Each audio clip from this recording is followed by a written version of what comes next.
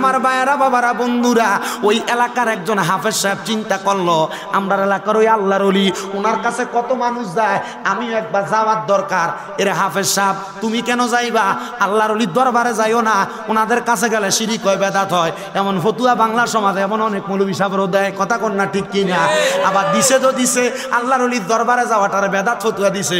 কয়দিন আগে শেরপুরের মুর্শিদপুর দরবারের ভিতরে যাইয়া আল্লাহর ওলির দরবারটার ভাঙচুর করে দরবারে গরু চুরি করছে, কথা কোন ঠিক কিনা? হাফেজে কোরআন কয় এলাকার সব মানুষ আল্লাহর ওলির দরবারে যায়, ওনার উসিলা দিয়া দোয়া করে। আমিও এই কারণে যাবো যেন আমার আল্লাহ তাআলা আমার দোয়াটা কবুল কইরা লাই। বলে কি দোয়া? হাফেজ সাহেব ডাক দিয়া কয় জগতের মানুষ, আমার পেটের ভিতরে পীড়ার ব্যথা, মানে ব্যথা, পেটের ভিতরে বড় ব্যথা করে, আমার পেটের ব্যথাটা বালা হয় না, আমি নিয়ত করছি ওই আল্লাহর ওলির দরবারে যে আমি কোরআন শরীফ তেলাওয়াত করাম, ওই আল্লাহর ওলির দরবারে যায় যদি কোরআন তেলাওয়াত করি রে, আমার আল্লাহ হয়তো এই কোরআন তেলাওয়াতের উসিলা আমার পেটের ব্যথাটা বালা কইরা দিব। ঠিক, আরো জোরে কন্যা সুবহানাল্লাহ। বাজানো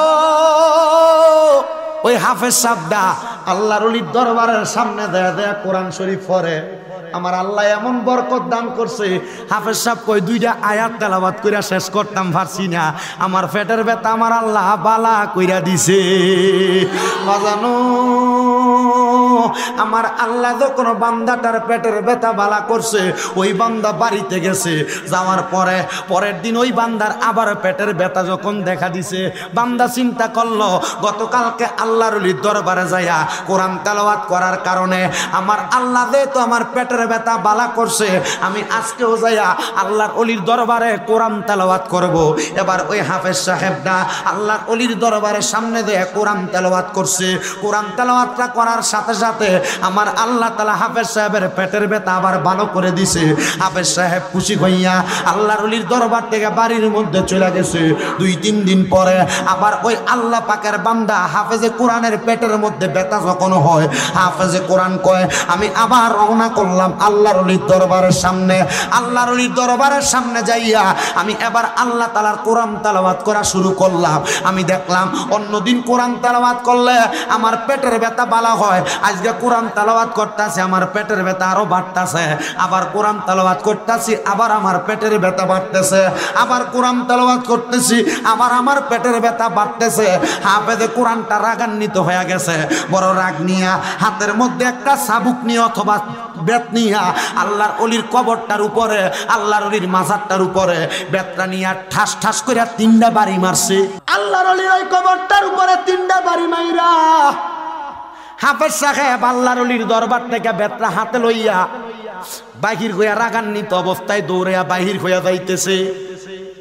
এমন টাইমে ওই হাফেজ সাহেব নিজে বর্ণনা করে, আমি যখন সামনে গেলাম দেখলাম একটা ফকির বেশের মানুষ, শরীরের জামা কাপড় গুলা এলোমেলো, আমার সামনে আইসা দাঁড়াইছে।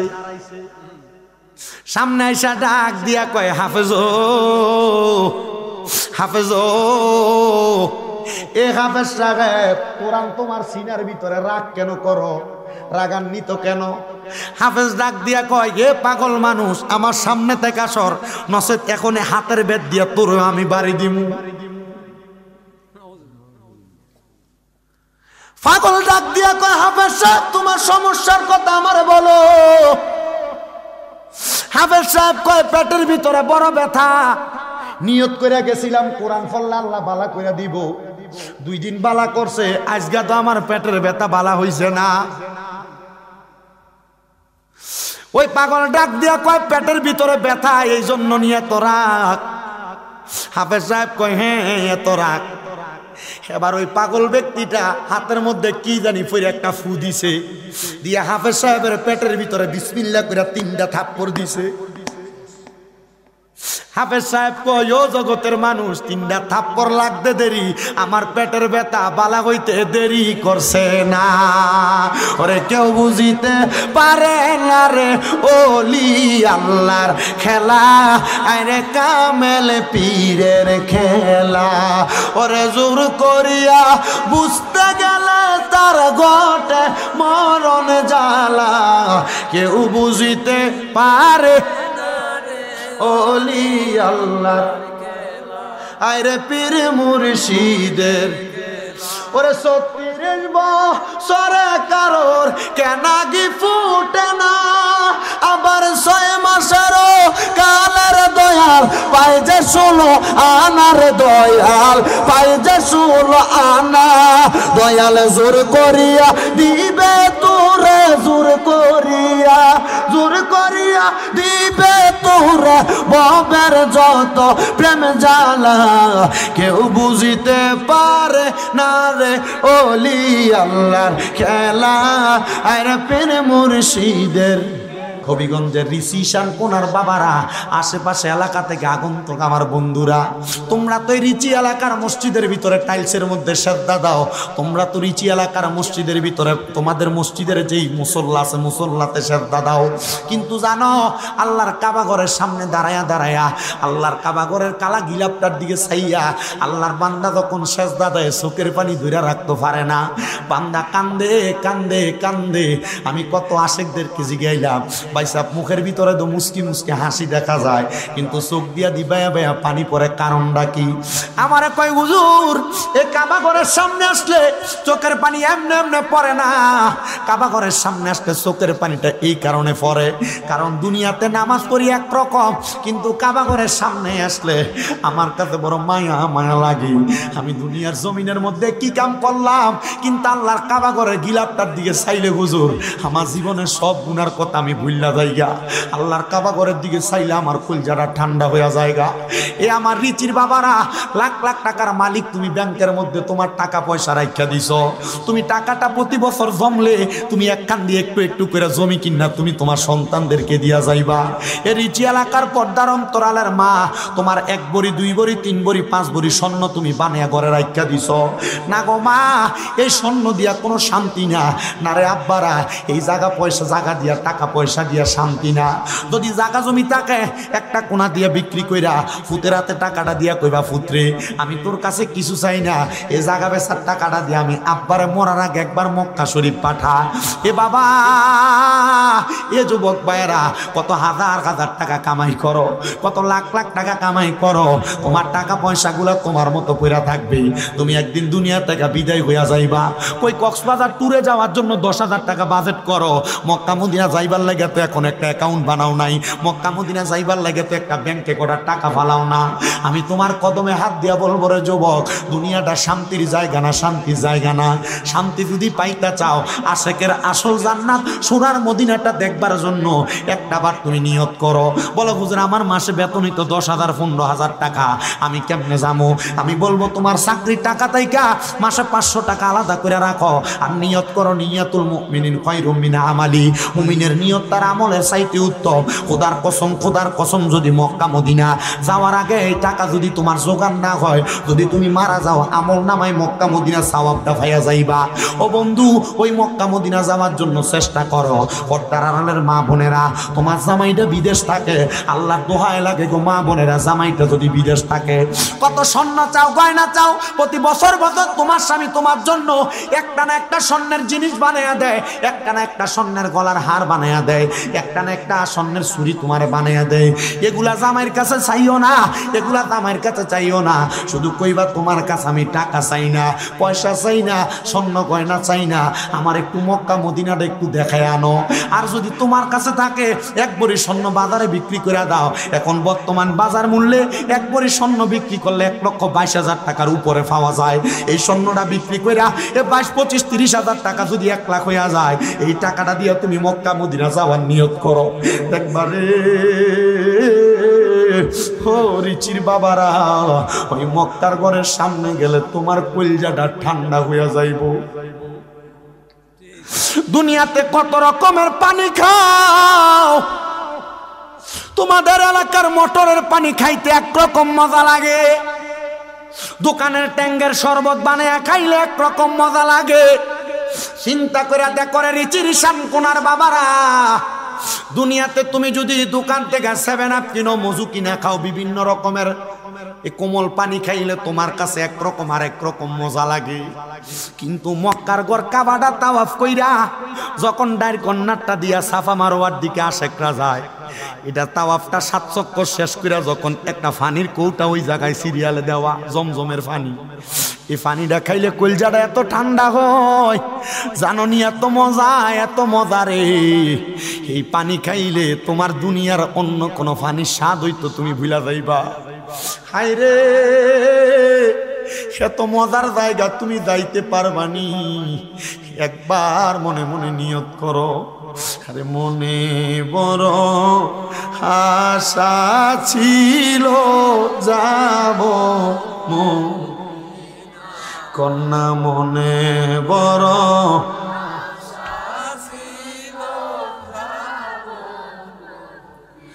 আল্লাহর কসম করে বলি, যেদিন আমি মক্কা মদিনা থেকে আসছি তারপর থেকে আমার মনটাতে শান্তি নাই।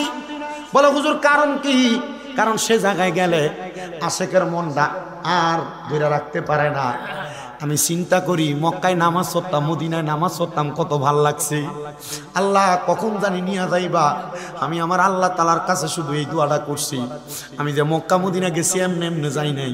লন্ডনের মঞ্চিস্টারে আমার একজন মা থাকে, মনোয়ারা খাতুন, উনি আমার সেই জায়গার মধ্যে নেওয়ার পরে কইছে এই জায়গাটা সুন্দর জায়গা, আল্লাহর বাড়ি দেখছো ভাল লাগে। আমি ওনারে উমরা খসদা শেষ করে কইছি, মা আর যখনই আপনি মক্কা মদিনা যাইবেন আমারে সারা যাইয়েন না গো মা। কেন জানেন? এটা এত সুন্দর জায়গা, মজার জায়গা। আল্লাহ যেন আমরা ওই মজার জায়গাটা একবার হইলো যাওয়ার মতো তৌফিক দেয়। জোরে কোন আমিন। না মনে বড় আশা, ওরে সালাম আমি করব গিয়ে, সালাম আমি নবীজির রওজায়, মনে বড় আশা কাফেলাতে কে যাও তুমি, কে যাও মদিনায়, এ গরিবের সালাম দিও মদিনার বাদশায়, কইও গিয়া আমার সালাম, কন্যা কইও গিয়া লাম, কইও গিয়া আমার নবীজির রওজায়, মনে বড়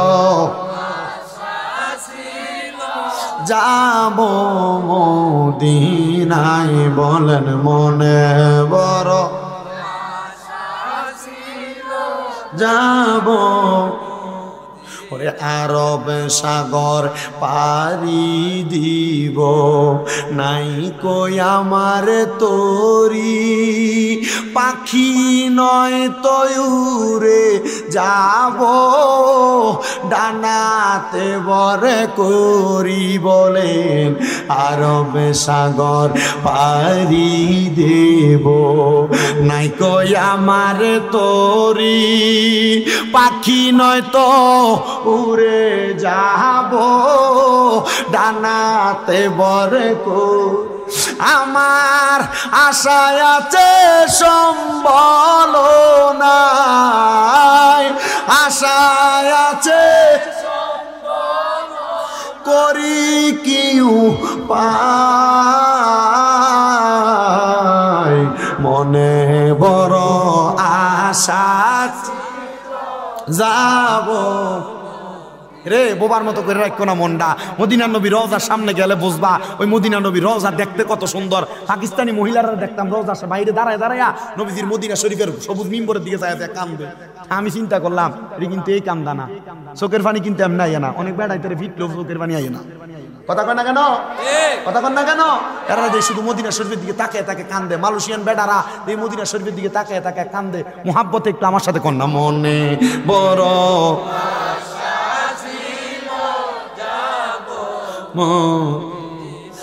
আমার এই রিচি এলাকার ভাই বাবারা বন্ধুরা গো, তাই তাইলে এবার বলেন, যেই মদিনা শরীফে এত বরকত এত রহমত, আমরা সবাই ওই মদিনা যাইতে চাই কি চাই না? আমার ভাইয়ারা বাবারা বন্ধুরা, এই মদিনা শরীফের কত বরকত, আরেকটু বরকত আমি আপনার কাছে বর্ণনা করে। আমার দয়াল নবী রাহমাতুল্লিল আলামিন নবী কয়, জগতের মানুষ যখন কোনো বড় ধরনের মহামারী রোগ আক্রমণ করব, যদি ওই রোগটা মক্কাতে আক্রমণ করব, কিন্তু আমি নবীর মদিনায় এমন নিরাপদ, মদিনার কাছে দিয়া পর্যন্ত ওই মহামারী রোগ আক্রমণ করতে পারবে না। বাজান রে, আমার দয়াল নবী রাহমাতুল্লিল আলামিন নবী আমার কয় উম্মতেরা, শুধু তাই নয় কিয়ামতের আগে পূর্ব দিক থেকে এমন কিছু বাইট্টা লোক আগমন করব, যারা আল্লাহ তাআলার কাবা ঘর ভাঙবার লেগে যাইব, কিন্তু তারা মদিনাতে যাইব, আল্লাহর কাবা ঘর ভাঙার জন্য চেষ্টা করব, পারবে না। মদিনার কাছে যায় তারা ইমানদার হইয়া যাইব, কারণ মদিনা বরকতের জায়গা, মদিনা রহমতের জায়গা। মদিনার মধ্যে গেলে কোনো ক্ষুধার্ত থাকে না। বলো হুজুর কারণটা কি? মদিনার প্রত্যেকটা গেইটে প্রত্যেক নামাজের পরে ছোট ছোট বাচ্চারা, মদিনার মেহমানরা খেজুরের ঝুড়ি লইয়া দাঁড়ায় থাকে, ইয়া আল্লাহ হাজি হাদিয়া কুয়া ডাকে। কারণটা কি জানোনি? কারণ নবীর দরবারে গেছো, নবীর দরবার থেকে কেউ খালি যায় না। আমার দয়াল নবী রাহমাতুল্লিল আলামিন নবী আশেক তারে যেই কোনো একটা হাদিয়া দিয়া মদিনা থেকে বিদায় করে। আল্লাহ যেন আপনারে কবুল করে, জোরে কোন আমিন। তাহলে আমরা সবাই ওই মদিনা যাইতে চাই কি চাই না? ওরে দয়াল আল্লাহ দয়া করেন, রেন নসিবি করেন মদিনা, লা ইলাহা ইল্লাল্লাহু লা ইলাহা ইলাহা ইল্লাল্লাহু মুহাম্মাদুর রাসূলুল্লাহ সাল্লাল্লাহু আলাইহি ওয়াসাল্লাম। আমার দয়াল নবী রাহমাতুল্লিল আলামিন নবীর উম্মতেরা, আমি দাবি করলাম আমি গুনাহগার। পর্দার আলে মা বোন আছে না? দেখতে ফজক করে দেখে আমার মা বোনেরা, আমি আমার সবচেয়ে গুনাহগার মনে করলাম। আমি আপনাদের মতো একটা মায়ের গর্ভের সন্তান।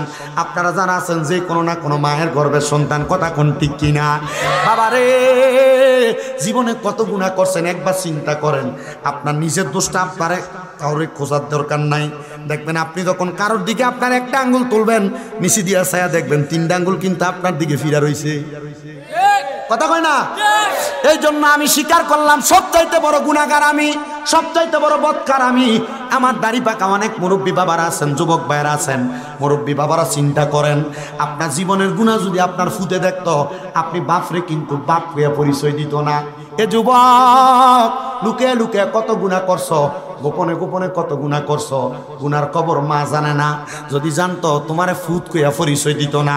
এ পর্দার অন্তরালের মা, একবার চিন্তা কইরা দেখো, তোমার জীবনের গুনাহ যদি তোমার স্বামী দেখতো, স্ত্রী কইয়া পরিচয় দিত না, বড় জায়গা দিত না। এই রিসি এলাকার মধ্যে কোনো মানুষ যদি চুরি করে, রাস্তা দিয়া যাওয়ার সময় মানুষ তারে চোর কইয়া ডাক দেয়। চিন্তা করে দেখছেন নি আমার জীবনে যে এত গুনাহ, আমি যে মিছা কথা কই, আল্লাহ যদি আমার কপালে লিখে দিত আমি মৃত্যু, তাহলে মানছে আমার মিছা খোর কইয়া ডাকতো। যদি আমি বেনামাজি, আল্লাহ আমার কপালে লিখে দিত আমি বেনামাজি, মানছে আমার বেনামাজি কইয়া ডাকতো। আল্লাহ আমার তো মানছে এডি কইয়া ডাকে না। ও আল্লাহ, আপনি আপনার গুনাহটি গোপন রাখছেন। আল্লাহ কয়, বান্দা হ্যাঁ গোপন রাখছি, বান্দা গুনাহ গোপন রাখছি, এই জন্যই তো তোমার বাহাদুরি, এই জন্য তো তোমার এত পাওয়ার, এই জন্য তোমার এত লম্বা কথা। যদি তোমার গুনার খবর মানছে জানতো, তাহলে কিন্তু লম্বা কথা বলতে পারত না, বাহাদুরিও থাকতো না। আল্লাহ কয়, বান্দা গুনাহ করছো, সিলিন্ডার করো। আমি আল্লাহ না কইছি লা তাকুনা তুমি রাহমাতিল্লাহ, আমি আল্লাহ রহমত থেকে নিরাশ হইও না। ইন্নাল্লাহা, নিশ্চয় আমি আল্লাহ, ইয়াগফিরুজ যুনুবা জামিয়া, সকল প্রকার গুনাহগুলা ক্ষমা কইরা দেই। ইন্নাহু হুয়াল গফুরুর রহিম, নিশ্চয় তিনি আল্লাহ যিনি ক্ষমাশীল এবং দয়ালু। ওই আল্লাহ যদি ক্ষমাশীল হয়, দয়ালু হয়, আপনি যদি আপনার গুনার জন্য জীবনে একা কান্দেন, আমার আল্লাহ জীবনের গুনাহগুলা মাফ করতে পারে কি পারে না? বিসমিল্লাহির রহমানির রহিম। وَنُنَزِّلُ مِنَ الْقُرْآنِ مَا هُوَ شِفَاءٌ وَرَحْمَةٌ لِّلْمُؤْمِنِينَ।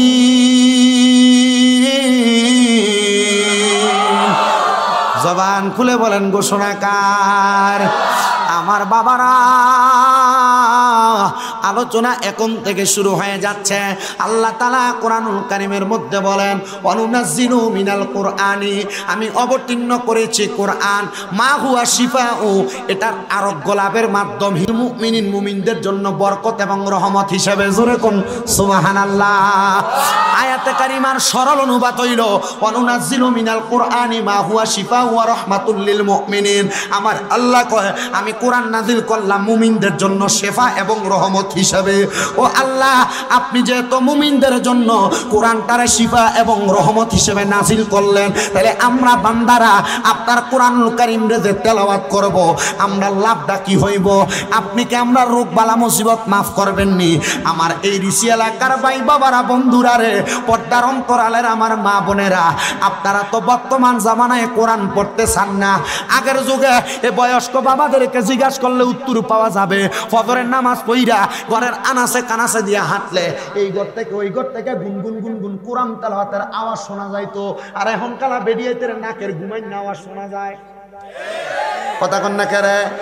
হে আমার পর্দার অন্তরালের মা বোনেরা, আমি আপনাদের বিরুদ্ধে ওয়াজ করতেছি না, আমি আপনাদের পক্ষে ওয়াজটা করতেছি। আমি চাই না আমার রিচি এলাকার কোনো মা বোন জাহান্নামে যাক, আমি চাই না আমার হবিগঞ্জ এলাকার কোনো মা বোন জাহান্নামে যাক, আমি চাই না আমার সোনার বাংলাদেশের কোনো মা বোন জাহান্নামে যাক। মারা গো, তোমার ঘর থেকে যে রোগ বালা মুসিবত ছাড়ে না, এটার একটা কারণ তুমি কোরআন পড়ো না। মা গো, তোমার জামাই যে কামাই রুজিত বরকত হয় না, এটার একটা কারণ তুমি মা কোরআন পড়ো না। মা গো, তোমার শ্বশুর শাশুড়ি যে তোমার সাথে ভালো ব্যবহার করে না, এটার আরেকটা কারণ তুমি কোরআন পড়ো না। এ আমার বয়স্ক বাবারা, যুবক নজওয়ান বন্ধুরা, নতুন বিয়া করিন না বেডারা, একটু মনোযোগ দিয়া শোনো রে বাবা।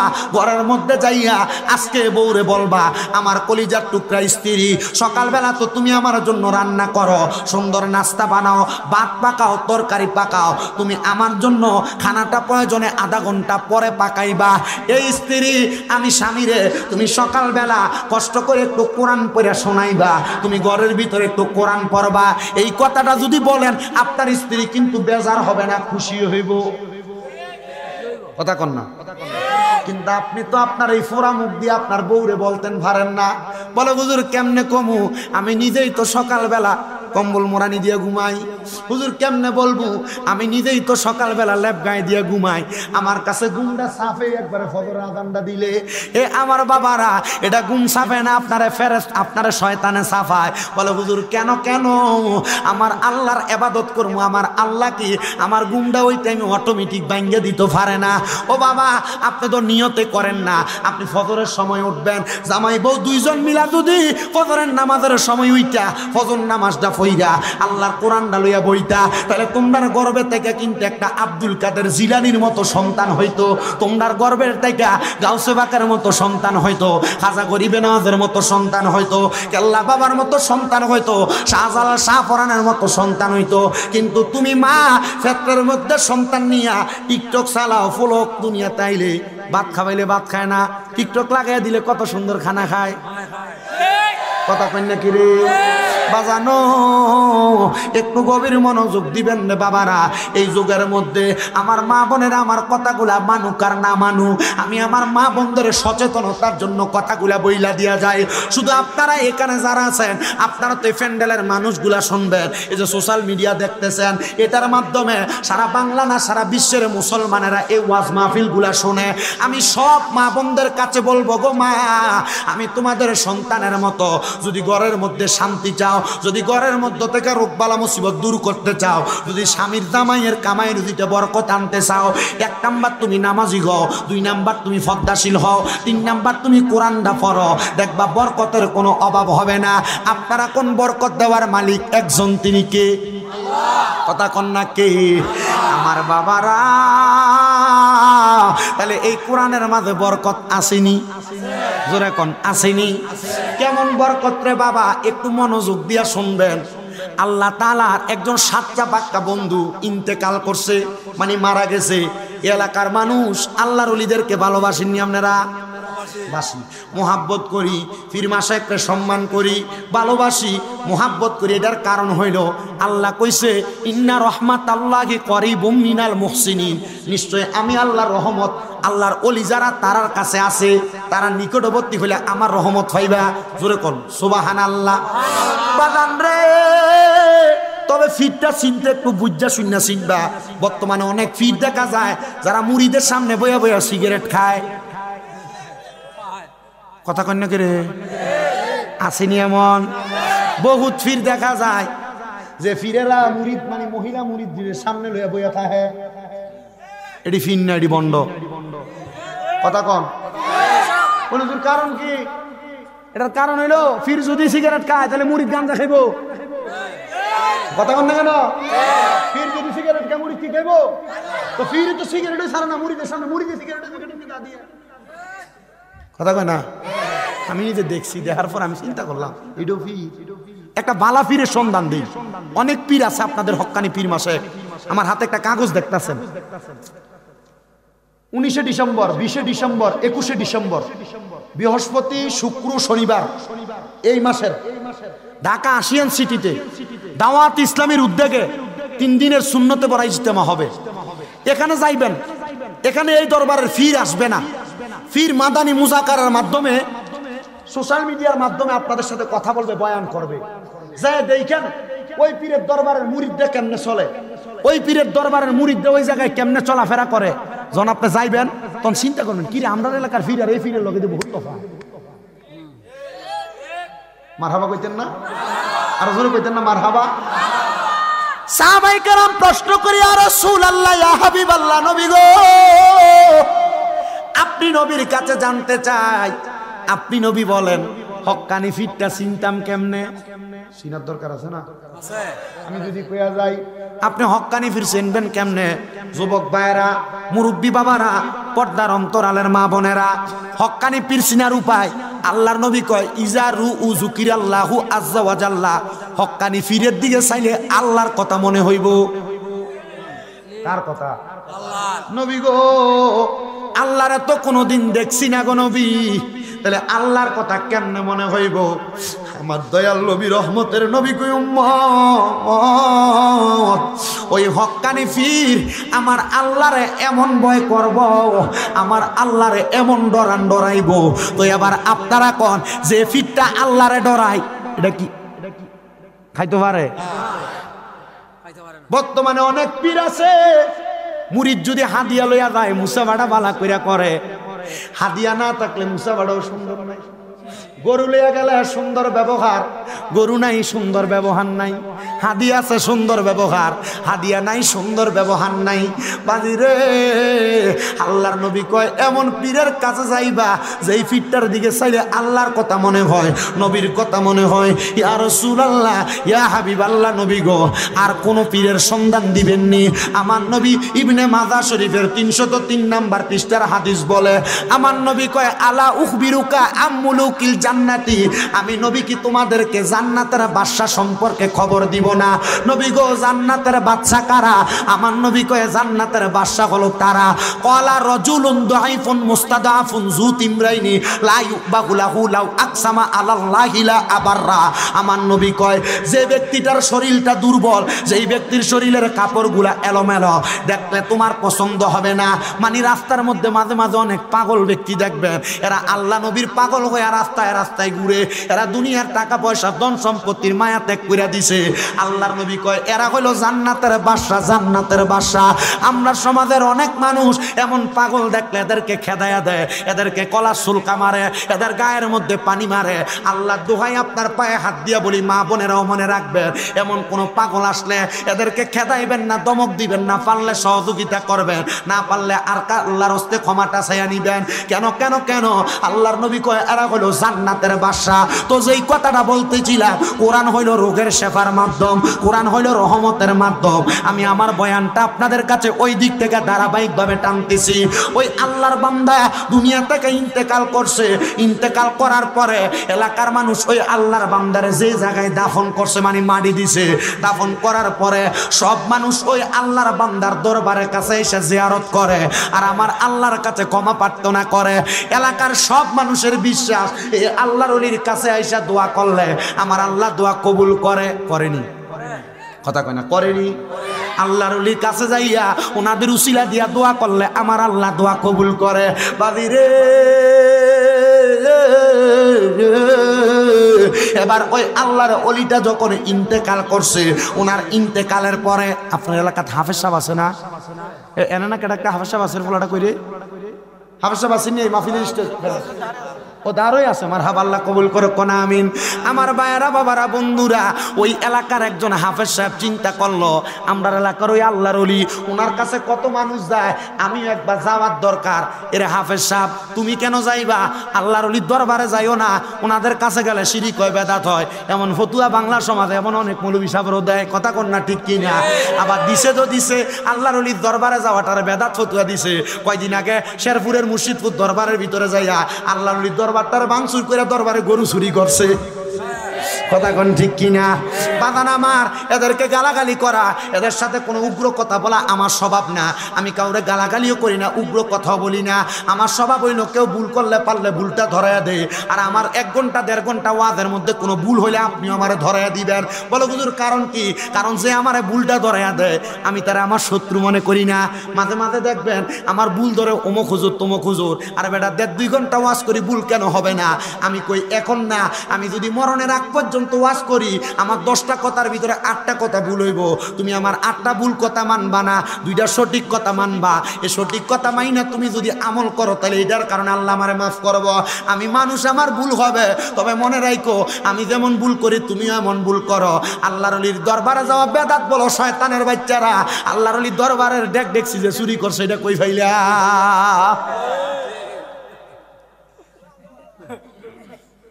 কথা কন না।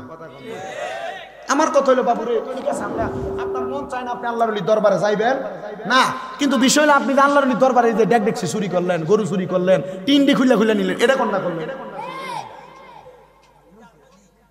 বাংলাদেশের বহুত ওলামায়ে কেরাম মিলে গেছে গা, সুন্নি কোন কওমি কোন সবাই মোটামুটি একটা মিল জিলে চলতেছে। কিন্তু কিছু উগ্রবাদী আছে, এরা ইসলামদারে বহির্বিশ্বে, শুধু বাংলাদেশে না, কোথায় বহির্বিশ্বে জঙ্গিবাদের ধর্ম হিসেবে প্রমাণ করার লাগিয়া এমন দাঙ্গা হাঙ্গামা তৈরি করতেছে। কথা কি বুঝতেছেন? কথা বুঝতেছেন তো? আর না কোন মুসলমানে কি জীবনে মসজিদে আগুন দিব? এরা মসজিদে আগুন দিছে। অনেক বিশাল দরবার, সেখানে কোনো মাজারও নাই। মাজার যদি থাকতো তাহলে মনে করতাম বেড়া বেড়িয়া ক্ষমানে ঢুকে, এখানে কোনো মাজারও নাই। কেমনে আগুন দিল? আমার কলজাড়াত লাগছে।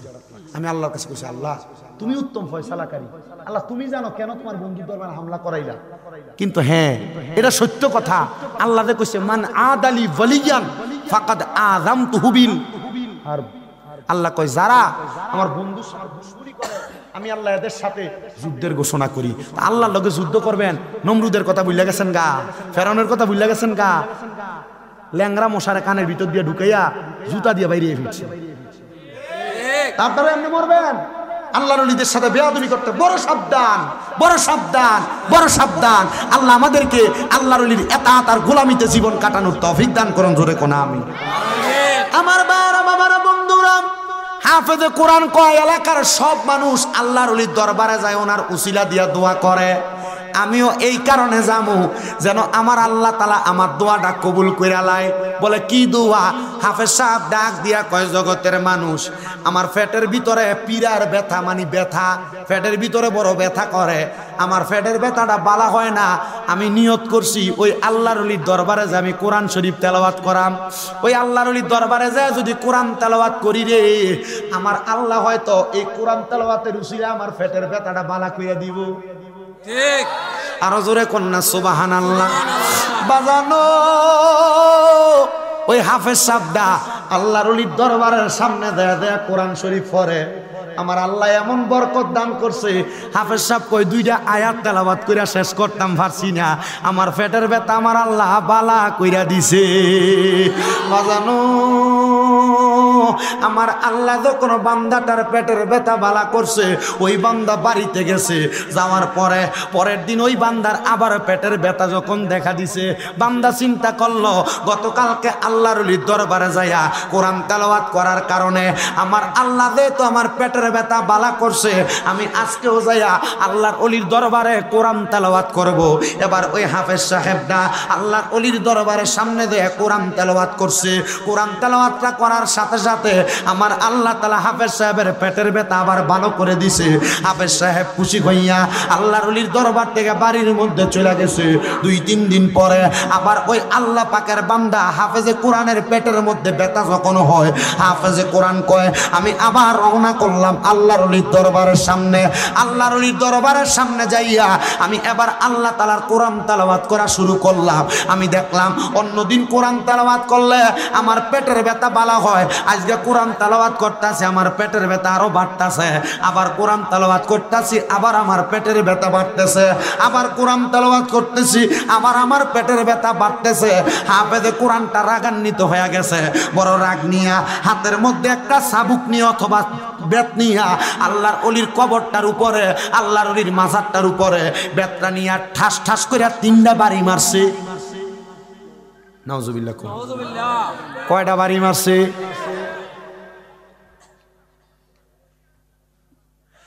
আল্লাহর ওলির ওই কবরটার উপরে 3টা বাড়ি মাইরা হাফেজ সাহেব আল্লাহর ওলির দরবার থেকে বেতরা হাতে লইয়া বাহির হইয়া রাগান্বিত অবস্থায় দৌড়িয়া বাহির হইয়া যাইতেছে। এমন টাইমে ওই হাফেজ সাহেব নিজে বর্ণনা করে, আমি যখন সামনে গেলাম দেখলাম একটা ফকির বেশের মানুষ, শরীরের জামা কাপড় গুলা এলোমেলো, আমার সামনে আইসা দাঁড়াইছে। সামনে আইসা ডাক দিয়া কয় হাফেজ ও, হাফেজ ও। এ হাফেজ সাহেব কোরআন তোমার সিনার ভিতরে রাগ কেন করো, রাগান্বিত কেন? হাফেজ ডাক দিয়া কয় এ পাগল মানুষ, আমার সামনে থেকে সর, নচেত এখন হাতের বেত দিয়া তোর আমি বাড়ি দিমু। পাগল ডাক দিয়া কয় হাফেজ সাহেব তোমার সমস্যার কথা আমারে বলো। হাফেজ সাহেব কয় পেটের ভিতরে বড় ব্যথা, নিয়ত করে গেছিলাম কোরআন পড়লে আল্লাহ বালা করে দিব, 2 দিন বালা করছে, আজকে তো আমার পেটের ব্যথা বালা হইছে না। ওই পাগল ডাক দিয়া কয় পেটের ভিতরে ব্যথা এই জন্য নিয়ে এত রাগ। হাফেজ সাহেব কয় হ্যাঁ এত রাগ। এবার ওই পাগল ব্যক্তিটা হাতের মধ্যে কি জানি ফিরে একটা ফু দিছে, দিয়ে হাফেজ সাহেবের পেটের ভিতরে বিসমিল্লাহ করে 3টা থাপ্পড় দিছে। হাফেজ সাহেব কয় ও জগতের মানুষ, 3টা থাপ্পড় লাগতে দেরি, আমার পেটের ব্যথা বালা হইতে দেরি করছে না। ওরে কেউ বুঝিতে পারে না রে ওলি আল্লাহর খেলা, আরে কামেল পীরের খেলা।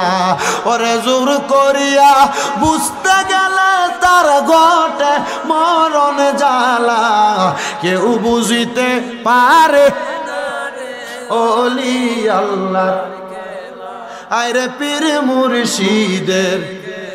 ওরে 36 বছরে কারোর কেনাগি ফুটে না, আবার 6 মাসেরও কালের দয়াল পাই যে 16 আনার দয়াল পাই যে 16 আনা।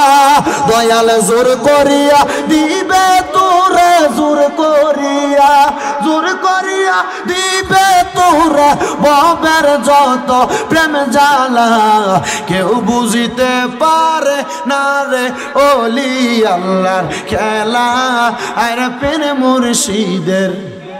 জোরে কোন মারহাবা বাজান আমার। হাফেজ সাহেব কয় আমার পেটের ব্যথাটা যখন বালা কইরা দিছে, আমি আবার সাথে সাথে ওই পাগল ব্যক্তিটার ফাঁড়ির ভিতরে জড়াইয়া ধরছি। ডাক দিয়ে কইলাম হুজুর, ও হুজুর গো, আপনার কদমের মধ্যে হাতটা রাখি, আপনার পরিচয় তো জানি না, আমি তো এতক্ষণ মরা ওলির সামনে যাইয়া কইছি কোরআন তেলাওয়াত করছি, আপনি তো জিন্দা ওলি, আপনি দিয়ে আমার পেটের ব্যথা বালা কইরা দিছেন, এবার পাগল ডাক দিয়া কয় বালা আমি করছি না, বালা করি না, বালা করছে। কথা কোন সব রূপ মাফ করতে পারে একজন আল্লাহ।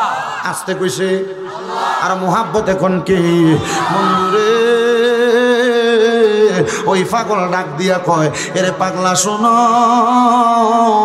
আমার যে এতক্ষণ আগে এই বেত দিয়া বাড়ি দিতে চাইছো এটা কি তুমি ঠিক করছো? কয় না না না হুজুর আমি এটা ঠিক করি নাই। বলে কেন এই কাম করছো? তুমি মনে করছো ওই আল্লাহর ওলির কবরের উপরে যে 3টা বেত দিয়া বাড়ি দিছো, এই বেতের বাড়ি দিয়া তুমি যাইতে গেছো, আমারে বাড়ি দিও, তুমি যাইতে যাইবা গা। কয় না গো হুজুর আমি যে ওই জায়গায় বাড়ি দিছি আপনি জানলেন কেমনে? ওই পাগলাটা ডাক দিয়া কয় বাবা পাউটা ছাড়ো। পাউটা ছাড়ার পরে পাগলাটা পিছনের দিকে ফিরা পিঠের কাপড়টা তোলা দিয়া কয় বাবা দেখো তো আমার পিঠে কয়টা দাগ দেখা যায়, দেখো তো আমার পিঠটার মধ্যে কয়টা দাগ দেখা যায়। হাফেজে কোরআন কয় হুজুর আপনার পিঠের মধ্যে তো দাগ দেখা যায় 3টা। কয় কবরের উপর বাড়ি দিছিলি কয়টা? কয় হুজুর কবরের উপরে তো বাড়িও দিছিলাম 3টা। কয় যেই কবরে বাড়ি দিছ আমি হইলাম ওই কবরের আল্লাহর ওলি। বলে আল্লাহর ওলি না আপনারা মইরা গেছেন কবরে আছেন। কয় কোরআনের আয়াতের কথা বুঝলা গেছস গা? আমার আল্লাহ কইছে ওয়ালা তাকুলু লিমান ইউকতালু ফি সাবিলিল্লাহি আমওয়াত বাল আহইয়াউ ওয়ালাকিন লা তাশউরুন। জবানটা কইলা জোরে জোরে কোন সুবহানাল্লাহ।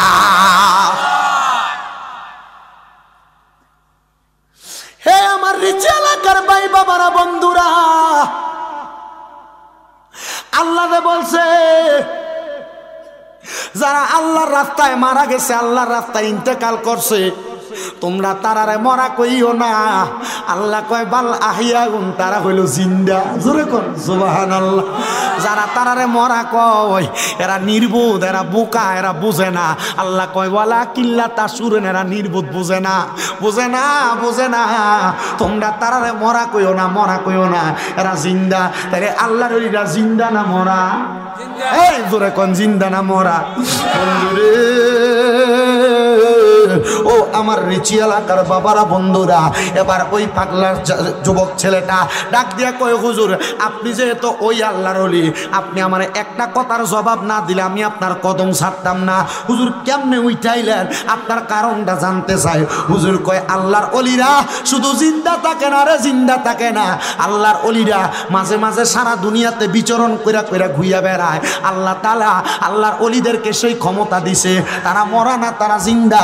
তোমরা তাদেরকে বুঝতে পারো না, চিনতে পারো না।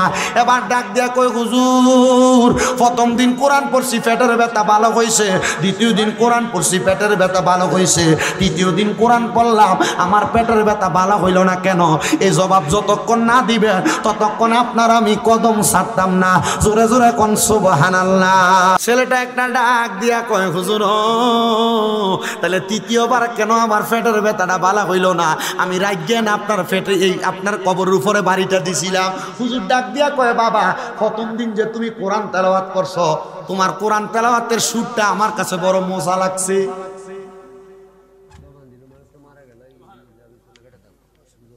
জোরে কইলেন না সুবহানাল্লাহ।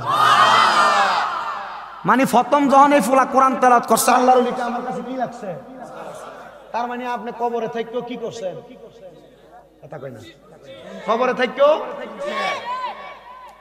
হুজুর দ্বিতীয় দিন কোরআন পড়লাম, দ্বিতীয় দিনও তো পেটের ব্যথা ভালো হয়েছে। বলে ওইটাও আমি শুনছি, যখন তুমি কোরআন পড়ো আমার কাছে যখন ভালো লাগে আমি আমার আল্লাহর কাছে দোয়া করছি, মাবুদ যে আমার কবরটার পাশে দাঁড়ায়া দাঁড়ায়া এত সুন্দর করে কোরআন তেলাওয়াত করে, আল্লাহ তুমি ওই বান্দাটার পেটের ব্যথা ভালো করে দাও। আল্লাহ আমার দোয়া কবুল করছে। এ পাগলা তুমি যখন দ্বিতীয়বার পেটের ব্যথা ভালো হওয়ার পর 2-3 দিন আমার দরবারে আসো না, কোরআনও পড়ো না, আমি এই জন্য তৃতীয়বার যখন তুমি কোরআন পড়ছো আমার কবরের সামনে দাঁড়ায়া দাঁড়ায়া আমি আমার আল্লাহরে কইছি আল্লাহ এখন যদি তার পেটের ব্যথা ভালো করে দাও তাহলে সে আমার কাছ থেকে চলে যাবে, এত মধুর সুরের কোরআন তেলাওয়াত আমি শুনতে পারবো না।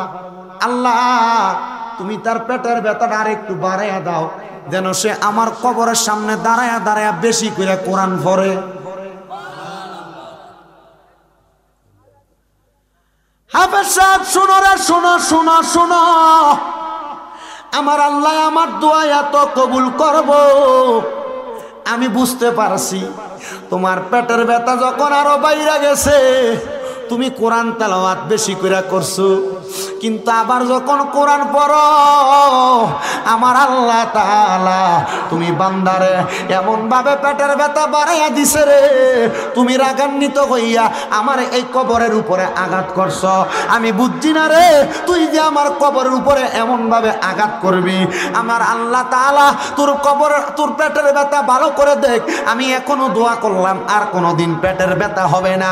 এবার আল্লাহর বান্দা কয় আমি ওই দিন থেকে ওই আল্লাহর অলিরে জিন্দা অলি হিসেবে চিনি।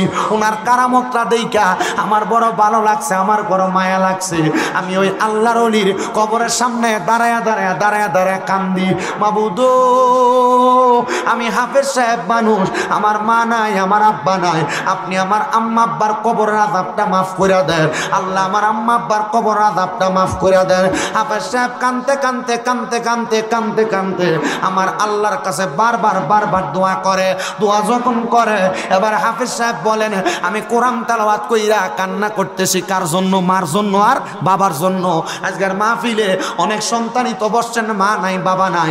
সন্তান চিন্তা করেন না, মাহফিলে আখিরি মুনাজাতে আপনার মা বাবাদের জন্য মন বইরা দোয়া করা হবে। হাফেজে কোরআন ডাক দিয়া কয় জগতের মানুষ আমি যখন আমার মা বাবার জন্য কান্না করতেছি, কান্না করতে করতে আমি ওই আল্লাহর ওলির কবরটার সামনে দিয়া যখন ঘুমায়া গেছি আমার চোখটা লাগিয়া গেছে। এমন টাইমে দেখলাম আমার আম্মা আব্বা আমি সন্তানের ঘরের মধ্যে আমার মাথার মধ্যে হাত বুলিয়ে দেয়, মানে ছেলেটা ঘুমের ঘরে স্বপ্ন দেখতাছে। আমি জিগাইলাম মা গো মা, ও মা আপনারা যে আমার মাথার মধ্যে হাত বুলিয়ে দেন, ও আমার আব্বা জান আপনি যে আমার মাথার মধ্যে হাতটা বুলিয়ে দেন কারণটা কি বলেন না? কারণটা কি বলেন না? বলে কারণ আর অন্য কিছু না। বাবারে তুই সন্তান যখন কোরআন শিখছ, তোমার কোরআন তেলাওয়াত শিক্ষা গ্রহণ করার কারণে আমার আল্লাহ তাআলা আমরা মা বাবার কবরের আযাবটা মাফ করে দিছে। আমরা মা বাবার কবরের আযাবটা মাফ করে দিছে। এ আমার রিচি শানকুনার বাবারা, আশেপাশে এলাকার হবিগঞ্জের বাবারা একবার চিন্তা করে দেখেন, একবার চিন্তা করে দেখেন আপনার মা যে কবরে গেছে, আপনার বাবা যে কবরে গেছে, আপনি ফুতে মারা যাওয়ার পরে কোনোদিন আব্বা আম্মার লাগা কোরআন পড়ে দোয়া করছেননি? আপনার আম্মা আব্বার কবরের সামনে যাইয়া কোনোদিন কোরআন পড়ে দোয়া করছেননি? হয়তো আজকের মাহফিলে এমন অনেক সন্তান আছে রে যারা মা বাবার কবরের সামনে যদি নিয়ে যাওয়া হয় কোনটা কবর এখন বালা করে চিনিয়ে দিতে পারতো না, কবরের পরিচয়টা দিতে পারতো না। সন্তান তোমার মা বাবা তোমার লাখ লাখ সম্পদ দিয়া গেছে, কোটি টাকার সম্পদ দিয়া গেছে, জায়গা জমি দিয়া গেছে, বাড়ি দিয়া গেছে, ক্ষেত পাতর বন্ধের মধ্যে জায়গা দিয়া গেছে। তোমার মা বাপ কিন্তু কবরে যাওয়ার পরে তোমার কাছে জায়গা জমি চায় না, তোমার কাছে টাকা চায় না, পয়সা চায় না। চায়নি রে আব্বা। আম্মা আব্বা মরার পরে তো টাকা পয়সা জায়গা জমি সম্পদ কোনো কিছু চায় না। আম্মা আব্বা কয় সন্তান, ও সন্তান রে আমি মা বাবা তোমার কাছে ওয়াইয়াগো ফিরুলা হুমা, তোমার কাছে শুধু দোয়া চাই, তোমার কাছে শুধু ক্ষমা প্রার্থনা করি। তোমরা যখন দোয়া করবা আমরা মা বাবার লাগে আল্লাহর কাছে মুনাজাত করে করে দোয়া করবা।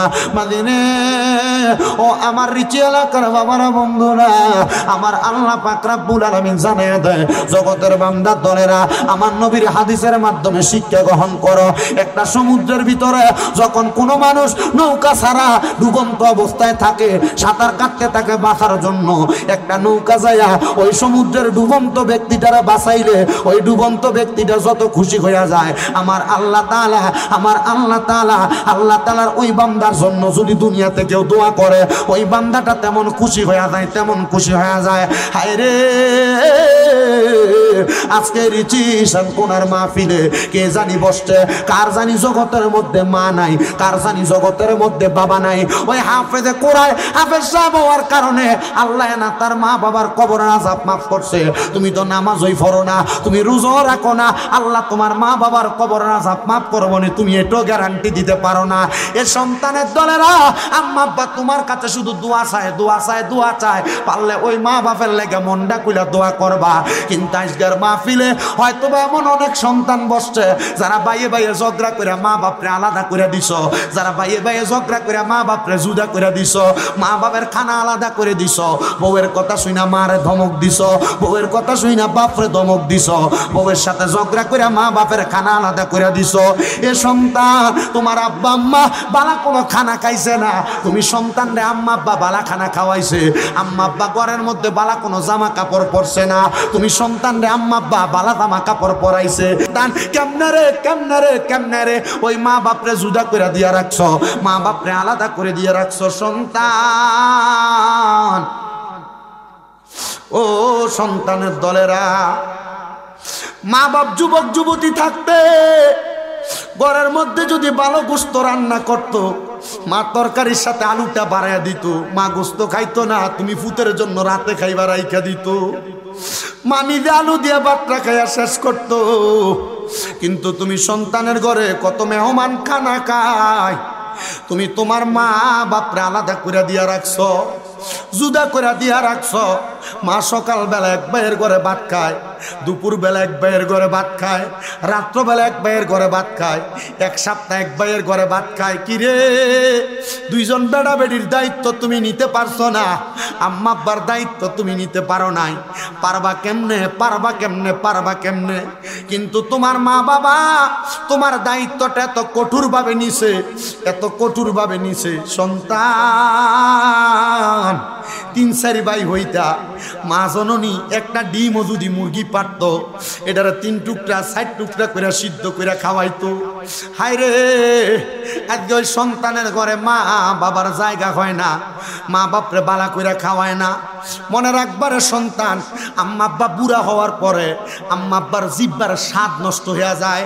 কখন কোনটা খাইবো মা বাবা ফুতেরে শর্মে কয় না, ফুতরে আমার এই খানা দিও ওই খানা দিও, মা বাপ কয় না, কারণ চিন্তা করে ফুতনি কোন আমারে ধমক দেয়।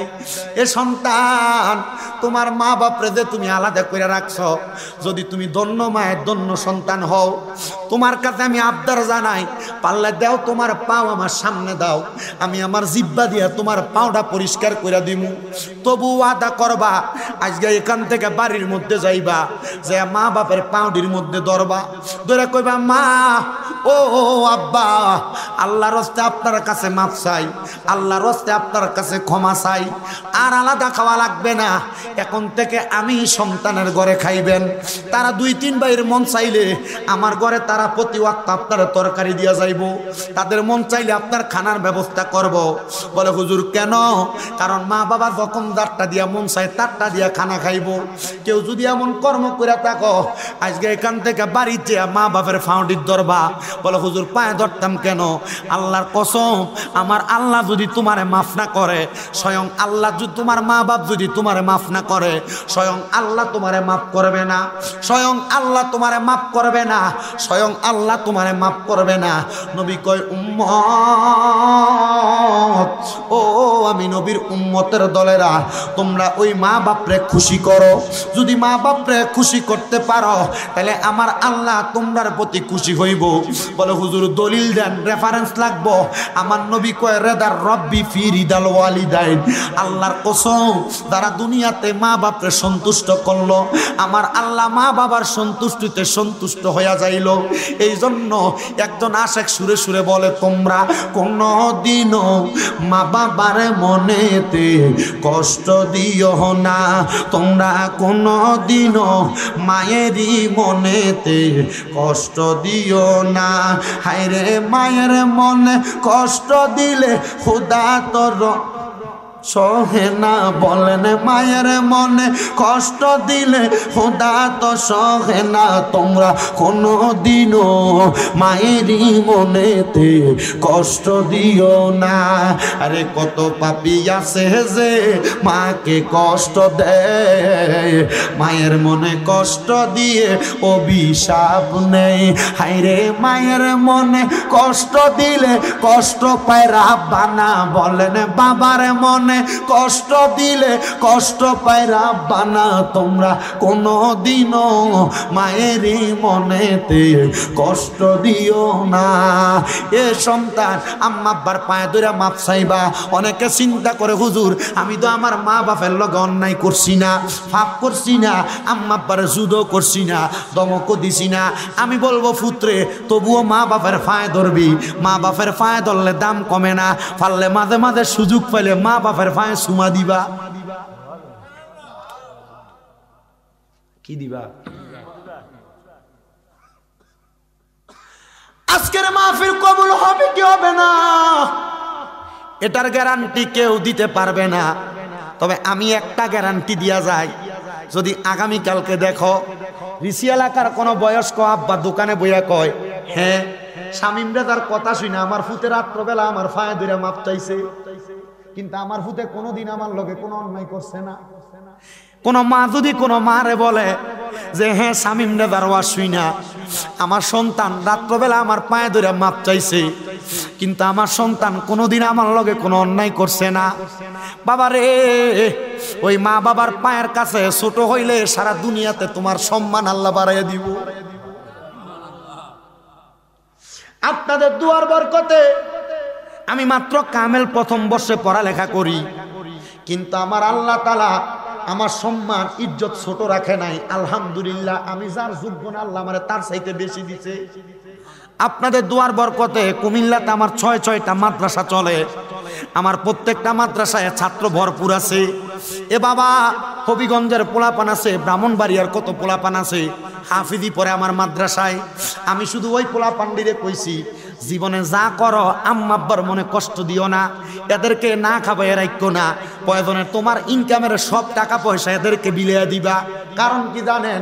এটার কারণ হইল আম্মা আব্বার মতো রত্নটারে যদি দুনিয়াতে তুমি যত্ন করতে পারো, আল্লাহর কসম আমার আল্লাহ তাআলা তোমার দুনিয়াতে ধনী বানাইবো, আখিরাতেও ধনী বানাইবো। ফুত তোমার বাপে তোমার কাছে 100টা টাকা চাইলে তুমি ধমক দাও, একবার বেশি 2বার চাইলে তুমি তোমার আব্বারে দেও না। যারার বাপ নাই তারারে জিগা, তারার চোখের সামনে কত মুরব্বী বাবারা দোকানে বইসা থাকে, তারা তাদের বাপরে 100টা টাকা হাত খরচের জন্য দিতে পারে না। এমন অনেক সন্তান মাহফিলে বসছে হুজুর যাদের বাড়িতে আব্বা আছে তারা বাড়ির যে আব্বার পায়ে ধরে মাপ চাইব। আমার তো আব্বা নাই, আমার আব্বা বড় কষ্ট করে আমারে মানুষ করছে, আমি আমার আব্বারে তো 500 টাকা দিয়ে কিনে একটা লুঙ্গি পরাইতে পারি না। আমার আব্বা সিরা লুঙ্গিটা পরে পরে নামাজ পড়ছে। হুজুর যাদের বাড়িতে মা আছে তারা বাড়িতে যাইয়া মা আর পায়ে শুইয়া মাপ চাইব। আমার তো মা নাই, আমার মা জননী সকালবেলা ফান্তাবাদ গুলা খাইতো না, আমার মা জননী ফান্তাবাদ গুলা রাইকা দিত। আমার মা চিন্তা করতো সকালবেলা আমার ফুতের ওই দিয়া কষ্ট করে আইলে আমার ফুতে ফান্তাবাদ গুলা খাইলে আমার ফুতের কলজাটা ঠান্ডা হইব। সন্তান রে আমার কাপড়টা ছিঁড়া যাইতো, কাপড় রাস্তার ভিতরে 10-5 টাকা বাইন্দা রাখতো, তোমার স্কুলে মাদ্রাসায় যাইতে মা এই টাকাটা দিয়া দিত। মার কাপড়টা ছিঁড়া থাকতো, সন্তান একটা বার কি তুমি চিন্তা করলা না ওই মা বাবা অন্ধকার কবরে, তোমার ব্যাংকের মধ্যে টাকার অভাব নাই, তুমি তোমার মার 1000 টাকা দিয়ে একটা কাপড় কিনা পরাইতে পারো না। হায় রে এই টাকা দিয়া কি করবা, এই পয়সা দিয়া তুমি কি করবা যদি তোমার টাকা পয়সা দিয়া তুমি তোমার মা বাপরে শান্তি না করতে পারো। সন্তান আল্লাহর দোহাই লাগে, আম্মা আব্বা কবরে চইলা গেছে, টাকা পয়সা ধন সম্পদ কোনো কিছু তোমার কাছে চায় না। আম্মা আব্বা চাই শুধু সন্তান ওই মার জন্য দোয়া করব, আব্বার জন্য দোয়া করব। যদি পারো প্রত্যেক শুক্রবারে জুমার নামাজটা পইরা আম্মা আব্বার কবরের সামনে দাঁড়ায়া রব্বির হামহুমা কামা রব্বায়ানি সগীরা বইলা দোয়া করবা। আমার আল্লাহ তাআলা ওই দোয়ার কারণে মা বাপরে মাফ কইরা দেয়। এ সন্তান একা যাইবা না, পারলে তুমি তোমার নিজের ফুতেরে লইয়া যাইবা, ভাই ভাতিজারে লইয়া যাইবা, এদেরকে অভ্যাস করাইবা। যখন তুমি মারা যাইবা তারাও দেখবা তোমার কবরের ফারে যায় দাঁড়ায়। আমার মসজিদের একজন সেক্রেটারি আমানুল্লাহ চৌধুরী সাহেব, ওনারে মাঝে মাঝেই দেখি উনি ওনার ছেলেরে নিয়ে ওনার মা বাপের কবর জিয়ারত করে। আমি চিন্তা করলাম এটার উদ্দেশ্য হইল উনি যেমন ওনার মা বাপের কবর জিয়ারত করে ওনার ফুতের লইয়া, ওনার ফুতে ওনার মরার পরে ওনার কবর জিয়ারত করব, অভ্যাসে পরিণত হইব। মা বাপ কবরে আছে চিন্তা করবা না, মুনাজাতের মধ্যে দোয়া হবে আল্লাহ যেন রাহমাতুল লিল আলামিন নবীর উসিলায়, ওই হাফেজে কোরআনের এলেমের উসিলায় যাদের মা বাবা কবরে আম্মা আব্বার কবর জান্নাতের বাগান বানায়। হে আমার রিচিশন থাকবো না। নবীর প্রেমিক সুন্নি যুব সংঘের ভাই বাবারা, যুবকেরা, মুরব্বী বাবারা, প্রবাস থেকে যারা যারা দেখতেছেন দেখবেন আমার যুবক ভাইয়েরা, এই নবীর প্রেমিক সুন্নি যুব সংঘের কাজটা যেন হয় নামাজ পড়া, আম্মা আব্বার খেদমত করা, ভালো ভালো কাজে থাকা। আল্লাহ যেন এই যুব সংঘের প্রত্যেকটা যুবককে কবুল করে, জোরে বলেন আমিন। ফেরেশতোं की सलामी देने वाले फौज पढ़ते थे, जनाब सैयदा हजरत माँ आमिना सुनती थी या